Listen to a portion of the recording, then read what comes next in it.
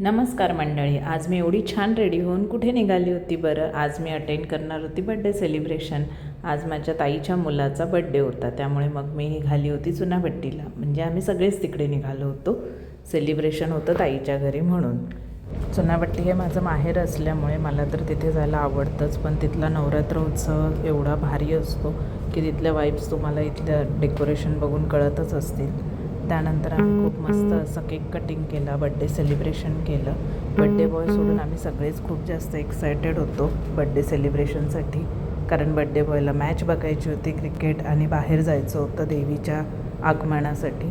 त्यामुळे मग आम्ही सगळ्यांनी खूप मस्त असा बड्डे एन्जॉय केला.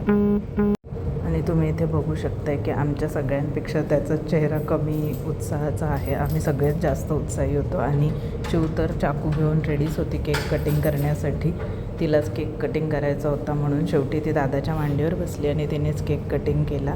आणि त्यानंतर आम्ही सगळ्यांनी मस्त जेवण करून घेतलं. जेवण बाहेरूनच ताईने ऑर्डर केलं होतं. मस्त असा मटामटा केक खाल्ला चिवने. आणि त्यानंतर मग सगळेजण आपापल्या घरी निघालो. रात्रीच्या वेळी मुंबईतले रस्ते इतके छान असतात की तिथे जाताना ट्रॅव्हल करताना खूपच भारी वाटतं. तुम्ही बघता रस्त्यावरती किती शांतता होती ते. चला तर मग सबस्क्राईब करून घ्या. बाय.